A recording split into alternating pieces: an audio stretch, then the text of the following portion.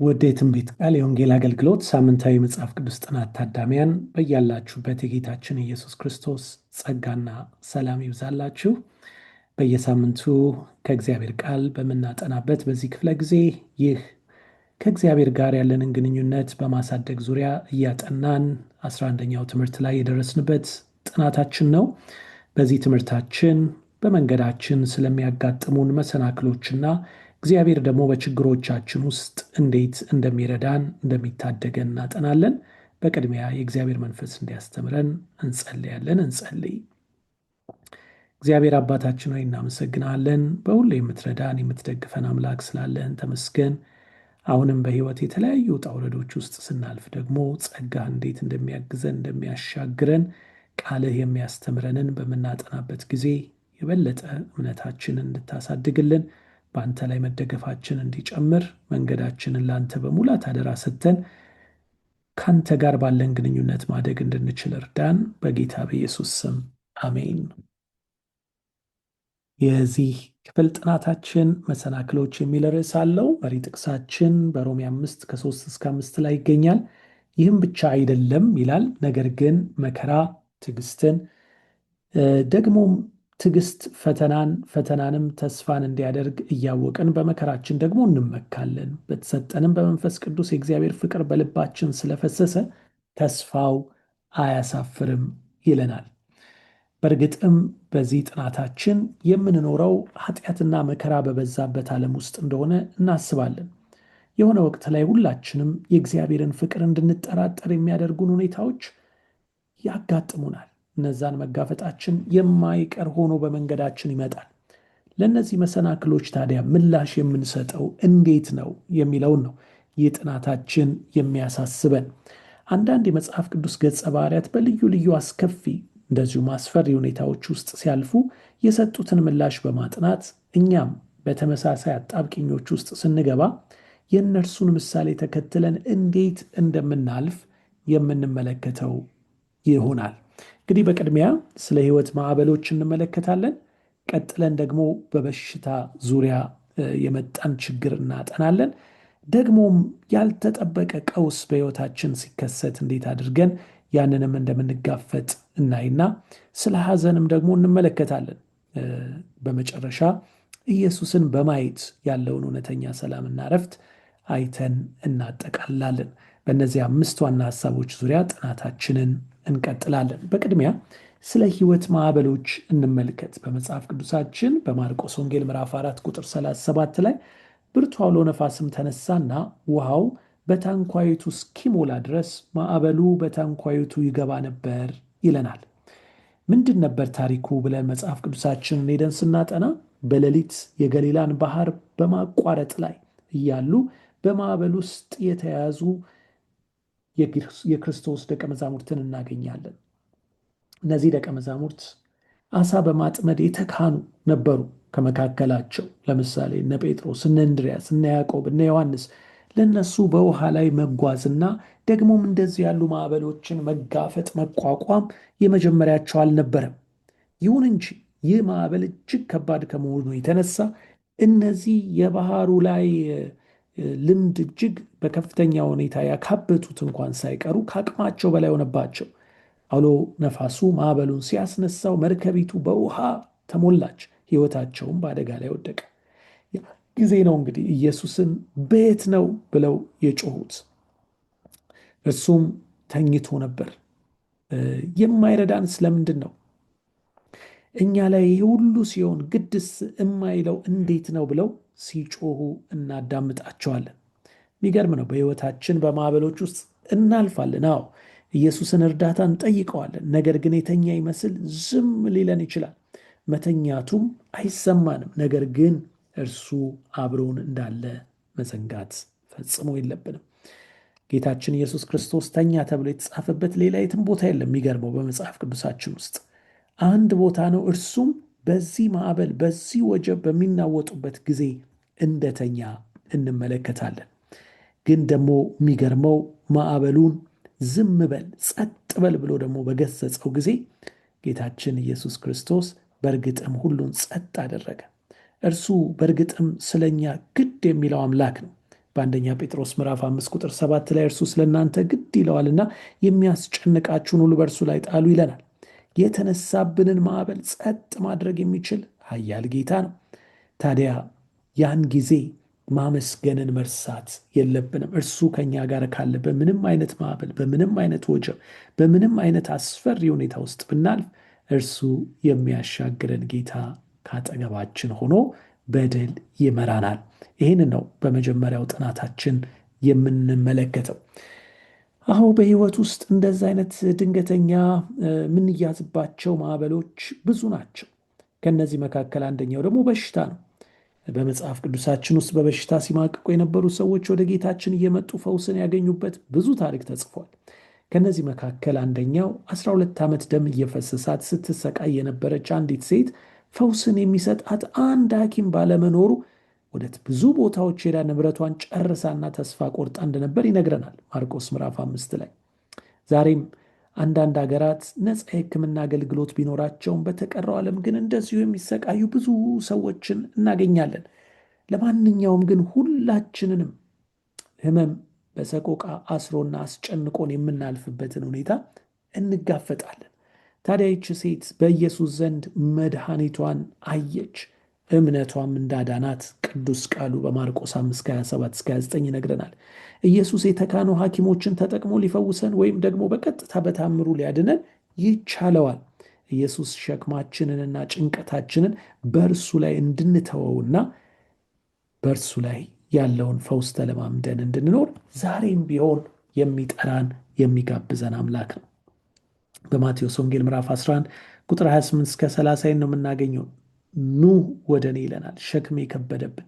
ያች ሴት ደም የሚፈሳት የነበረች ከማህበረሰቡ ተገልላ በብዙ ጭንቀትና ሐዘን ውስጥ የነበረች ሴት በቃ ሄጄ የቀሚሱን ጫፍ እንኳን ብነካ እድናለሁ ብላ አምና እንደመጣች እኛም ወደ ጌታችን ብንመጣ እርሱ ሊሸከመን ሊደግፈን ደግሞ የበለጠውን ፈውስ ሊያለማምደን ዝግጁ የሆነ አምላክ እንዳለን ከዚህ እንረዳለን። ይሄ ብቻ አይደለም። ደግሞ በሕይወት ውስጥ የሚመጡ አንዳንድ ቀውሶች አሉ። ከየት እንዴት እንዲህ ብለን ማስረዳት የማንችላቸው። እንደዛ የገጠመው ደግሞ ኢዮብ ነው። ኢዮብ ከየት እንደመጣ ያላወቀው ቀውስ ሕይወቱን በአንድ ጊዜ እንዴት እንዳተረማመሰው እናያለን። ጦርነት፣ ጠላትና የተፈጥሮ አደጋዎች የኢዮብን ሕይወት እንዳልነበር አደረጉት። በተፈጥሮ ወይም በዚህ ዓለም ላይ በሚሰራው ክፉ ምክንያት ሁላችንም ልክ እንደሱ ለስቃይ ተጋላጮች እንደሆንን ደግሞ እናውቃለን። ታዲያ ምላሻችን ምን ይሆን? ኢዮብ ምላሽ የሰጠው እንዴት ነበረ ብለን ስንመለከት ከኢዮብ ምላሽ ትምህርት እንማራለን። በመጀመሪያ እግዚአብሔርን አልወቀሰውም ወይም ደግሞ አልተወው። ይልቁንም በሙሉ ኃይሉ እግዚአብሔርን እንደተጠማጠመ እንመለከታለን። በድቅድቁ ጨለማ ውስጥ እንኳን ቢሆን በእግዚአብሔር ታምኖ ሲናገር እናያለን። ይህ ቁርበቴ ከጠፋ በኋላ በዚያን ጊዜ ከሥጋ የተለይቼ እግዚአብሔርን እንዳያውቃለው ይላል። ክብር የተሞላበት የወደፊት ዕጣ ፈንታው ትኩር ብሎ በዚህ ንግግሩ እንደተመለከተ እናያለን። አዎ ተስፋ ባንቆርጥ እጅግ ከባድ በሆኑ ፈተናዎች ውስጥ ስናልፍ እንኳን እግዚአብሔር ከኛ ጋር እንደሆነ ማስተዋል እንችላለን። እርሱም ይወደናል። እናም ከድካም ውስጥ ብርታትን፣ ከተስፋ መቁረጥ ውስጥ ጽናትን፣ ከችግር ደግሞ ተስፋን እንድናወጣ የሚረዳን እርሱ ነው። ለዚህ ነው በመግቢያ ጥቅሳችን ላይ እንዳነበብነው በመከራ በችግር ውስጥ ስናልፍ ትዕግስትን እናዳብራለን። ሌሎች ጥሩ በረከቶችን በሌላ በምንም ሁኔታ ውስጥ ሆነን የማናገኛቸውን እንቁ የሆኑ ጸጋዎችን እናገኛለን። በከባድ ጊዜያት ውስጥ እያለፋችሁ ከሆነ እግዚአብሔር ለእናንተ ያለው ፍቅርና ጥንቃቄ በሕይወታችሁ ውስጥ የማይለወጥ ነገር እንደሆነ አስታውሱ ይለናል። በትክክልም ነው። የእግዚአብሔር ጥበቃ፣ የእግዚአብሔር ኃይል ደግፎ የሚይዘን የእሱ ልጆች ነን። ስለዚህ እርሱ በማይለወጥ ፍቅሩ ይወደናል፣ በጽኑ ክንዱ ደግፎ ይዘናል። በምንም አይነት ከባድ ሁኔታ ውስጥ ብናልፍ እርሱ ከኛ ጋር ሆኖ ያሻግረናል። ለእሱ የሚሳነው አንዳች ነገር እንደሌለ ከዚህ እንማራለን። ሌላ በመጽሐፍ ቅዱሳችን ውስጥ እንዲህ ባለ አስቸጋሪ ሁኔታ ውስጥ ራሳቸውን አግኝተው የምንመለከታቸው ጌታችን ኢየሱስ ክርስቶስን የተከተሉት ደቀ መዛሙርት በኋላ ግን በደረሰበት እንግልትና መከራ በኋላም በቀራኔው መስቀል ላይ በሞተው ሞት ምክንያት ተስፋ ቆርጠው የነበሩ ሰዎች እናገኛለን። ደቀ መዛሙርቱ ኢየሱስ እስራኤልን የሚቤዥ መሲህ ነው ብለው ተስፋ ቢያደርጉትም እርሱ ግን ሲሞት መራር የሆነ እውነታን መጋፈጥ ነበረባቸው ይለናል ሉቃስ 24 ከ18 እስከ 21 ስናነብ። ሐዘናቸው እጅግ ታላቅ ስለነበር ኢየሱስ ከሞት መነሳቱን በዓይናቸው እያዩ እንኳን ማመን ተስኗቸው የነበረበትን ሁኔታ እናያለን። ኢየሱስ በትዕግስት ችሏቸው ተስፋቸው ተመልሶ እንዲያብብ እንዳደረገም እናያለን። በመጨረሻም ዓይናቸው ተከፈተ። ጌታችን ኢየሱስ ክርስቶስ እንዳልሞተ በመካከላቸው ሆኖ አብሯቸው እየተጓዘ ስለ እርሱ የተነገረውን ትንቢት እየጠቀሰ እያስረዳ እንዴት ወደ ልቦናቸው እንዳመጣቸው እነዚህን የኤማውስ መንገደኞች ታሪክ ስንመለከት እናያለን። በመጨረሻ መሽቶ ከነሱ ጋር ወደ እነሱ መጠለያ በገባ ጊዜ ና ከኛ ጋርም ደግሞ እንጀራ ቁረስ ብለውት ያንን መብል በሚበሉበት ጊዜ ነበር ዓይናቸው ተከፍቶ እርሱ ያ አብሯቸው የነበረው ሞተ ብለው ተስፋ የቆረጡበት መሲህ እንደሆነ የገባቸው። በሐዘን ውስጥ ያሉትን ሌሎች ደግሞ ለማጽናናት እየሮጡ ከዛ በኋላ እንደሄዱ እናያለን። እኛ ከእነርሱ ልምምድ ምን ልንማር እንችላለን ብለን እዚህ ጋር ከጠየቅን እነዚህን ነጥቦች ልብ እንበል። አንደኛ፣ ጥርጣሬ በሐሳባችን ውስጥ ስር እንዲሰድ መፍቀድ የለብንም። አደገኛ ነው። ኢየሱስ በሐዘናችን ውስጥም ቢሆን አብሮን እንደሚራመድ ልክ የኤማውስ መንገደኞችን አብሯቸው እንደተራመደ ከእኛ ጋርም አብሮን እንደሚራመድ ጠንቅቀን ልናውቅ ይገባል። ደግሞ ከፈቀድንለት ግራ መጋባታችንን ሁሉ ደግሞ የሚያነሳልን አምላክ ነው፣ ከኛ የሚያስወግድልን። ኢየሱስ ያለንበትን ሁኔታ ከኛ በላይ ደግሞ የሚረዳ ታማኝና እውነተኛ ወዳጃችን ነው። የኤማውስ መንገደኞች ይህንን ነው በሕይወታቸው የተለማመዱት። ጥርጣሬያቸውን አስወገደላቸው። በሐዘናቸውም ውስጥ ቢሆን አብሯቸው ተራመደ። ደግሞም በፈቀዱለትና የሚናገራቸውን በሰሙ ጊዜ ግራ መጋባታቸው ሁሉ ከነርሱ ተወገደ። በእርግጥም በመጨረሻ ኢየሱስ ያሉበትን ሁኔታ እንዴት ተረድቶ ከነሱ ጋር ሆኖ መንገዳቸውን እንዳሰመረላቸው ከዚህ መረዳት እንችላለን። እርግጥ ነው በዚህ ሁሉ ውስጥ ትልቁን ለውጥ የሚያመጣውና ሕይወታችንን በማይናወጥ መሰረት ላይ የሚያቆመው ኢየሱስን ማየት ነው። በሮሜ 8:18 ለእኛ ይገለጥልን ዘንድ ካለው ክብር ጋር ቢመዛዘን የአሁኑ ዘመን ስቃይ ምንም እንዳይደል አስባለሁ ይላል ሐዋርያው ጳውሎስ። ኤለን ዋይት በመረረ ተስፋ መቁረጥ ውስጥ ሆና ሳለች ኢየሱስን እንዴት በራእይ እንደተመለከተችው ትናገራለች። ኢየሱስ እርሷ የምታልፍበትን ሁኔታ እንደሚረዳ እንዳስተዋለች፣ እጁንም በራሷ ላይ ጭኖ እንዴት አትፍሪ እንዳላት ትመሰክራለች። አስደናቂ ትዕይንቶችን ተመለከተች። እናም የሰማይ ቤትን ደህንነት፣ ሰላም ያገኘች ያህል እንደተሰማት ትጽፋለች። ይህ ህልም ተስፋንና እምነትን ደግሞ ሰጣት። እግዚአብሔርን በመተማመን ልቧ እንደ ጸናም ጨምራ ጽፋልናለች። እኛም ዛሬ ተመሳሳዩን ዕድል ጌታ ኢየሱስ ክርስቶስ ሰጥቶናል። እኔ እስከ ዓለም ፍጻሜ ድረስ ከእናንተ ጋር ነኝ ሁልጊዜ ብሎ ተናግሯል። እሱ የሚለየን አምላክ አይደለም። እሱ መንገድ ላይ አውጥቶ የሚጥለን አምላክ አይደለም። እርሱ በነገር ሁሉ የሚደግፍ፣ የሚረዳን፣ የሚያግዘን፣ የሚያሻግረን መልካም እረኛችን ነው። እንግዲያውስ እነዚህን ወሳኝ ጥቅሶች ሁል ጊዜ እናስታውስ። ሮሜ 8:28 እግዚአብሔርን ለሚወዱት እንደ ሐሳቡም ለተጠሩት ነገር ሁሉ ለበጎ እንዲደረግ እናውቃለን ይላል። ነገር ሁሉ ተያይዞ ለበጎ ነው የሚሆንላቸው እግዚአብሔርን ለሚወዱት እንደ ሐሳቡም ለተጠሩት። ደግሞ በፊልጵስዩስ 4:6-7 ላይ ጌታ ቅርብ ነው ይላል። በነገር ሁሉ በጸሎትና በምልጃ ከምስጋና ጋር በእግዚአብሔር ዘንድ ልመናችሁን አስታውቁ እንጂ በአንዳች አትጨነቁ። አእምሮን ሁሉ የሚያልፍ የእግዚአብሔር ሰላም ልባችሁንና ሐሳባችሁን በክርስቶስ ኢየሱስ ይጠብቃል ይላል። እንግዲህ እዚህ ጋር ሁለት ነገሮችን ልብ እንበል። አንደኛ በአንዳች አትጨነቁ ይላል። ግን በአንዳች እንዳንጨነቅ ከፈለግን በሁሉ ደግሞ በጸሎትና በምልጃ ከምስጋና ጋር በእግዚአብሔር ፊት ልመናችሁን አስታውቁ የሚለውን አንርሳ። አስታውቁ፣ አትጨነቁ። እንዳንጨነቅ ከፈለግን ማስታወቅ ብቸኛው መንገድ እንደሆነ ይናገራል። ያዕቆብ ምዕራፍ 1:2-4 ላይ ደግሞ እንደዚህ ይላል፣ ወንድሞች የእምነታችሁ መፈተን ትዕግስትን እንዲያደርግላችሁ አውቃችሁ ልዩ ልዩ ፈተና ሲደርስባችሁ እንደ ሙሉ ደስታ ቁጠሩ። ትዕግስትም ምንም የሚጎድላችሁ ሳይኖር ፍጹማንና ምሉዓን ትሆኑ ዘንድ ስራውን ይፈጽም።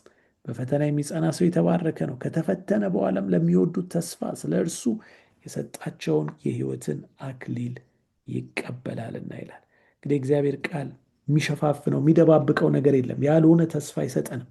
ይልቁንም እውነታውን በፊታችን ያስቀምጥልናል። ፈተና ያጋጥመናል፣ ግን በዛ ፈተና ውስጥ የሚረዳ የሚደግፍ፣ የሚያግዝ፣ የሚያሻግር አምላክ ከኛ ጋር እንደሚኖር ከተፈተንም በኋላ ደግሞ ለሚወዱት ተስፋ ስለ እሱ የተሰጣቸውን የሕይወት አክሊል እንደሚሰጣቸው ቃሉ ይናገራል። ለዚህ ነው እንግዲህ ለጳውሎስ እንደተባለው እግዚአብሔር ለእኛም እንዲህ ይለናል በሁለተኛ ቆሮንቶስ 12:9 ጸጋዬ ይበቃል፣ ኃይሌ በድካሜ ይፈጸማል እናለኝ። እንግዲህ የክርስቶስ ኃይል ያድርብኝ ዘንድ በብዙ ደስታ በድካሜ ልመካ እወዳለሁ ይላል። እኛ ስንደክም በእኛ የሚበረታ ጌታ አለ። እኛ ዝቅ ስንል እርሱ ከፍ ብሎ የሚታይ አምላክ አለን። ያንን እንድንለማመድ ቃሉ ይጠራናል። እንግዲህ ስናጠቃልል ትምህርታችንን ይህንን ሐሳብ ልብ እንበል። በሁሉም ሰው ጉዞ ውስጥ የጥልቅ ሐዘንና ፍጹም ተስፋ የመቁረጥ ጊዜያቶች፣ መሪር ሐዘን እድል ፈንታ የሆኑበት ቀናት እና እግዚአብሔር ለምድራዊ ልጆቹ መልካም ሐሳቢ መሆኑን ለማመን የሚያስቸግርባቸው ቀናቶች ይመጣሉ። በእነዚያ ቀናት ችግሮች ነፍስን ሲያስጨንቋት ሞት ከሕይወት ይልቅ ተመራጭ መስሎ ሊታይ ይችላል። ብዙዎች እግዚአብሔርን መጠማጠም ትተው ለጥርጣሬ ባርነትና ላለማመን ግዞት የሚሰጡት ይህን ጊዜ ነው። በእንዲህ አይነቶቹ ጊዜያት ላይ በመንፈሳዊ እይታ የእግዚአብሔርን እንክብካቤ ማስተዋል ብንችል መላእክት ከራሳችን ሊያድኑን ሲሹ እግሮቻችንንም ከዘላለም ተራሮች በላይ በጸናው መሰረት ሊተክሉ ሲጥሩ እንመለከታለን። ከዚያም አዲስ እምነትና አዲስ ሕይወት ወደ ሕያውነት ይፈልቃሉ ይለናል። እንግዲህ በተማርነው ትምህርት መሰረት በምንም አይነት ከባድ ሁኔታ ውስጥ የምናልፍ ቢሆን ዓይኖቻችንን በጌታችን ላይ አድርገን በእርሱ ማጽናናትና በእሱ ጸጋ በርትተን መሻገር እንድንችል እግዚአብሔር ሁላችንንም በጸጋው ይርዳን። ጌታ ይባርካችሁ።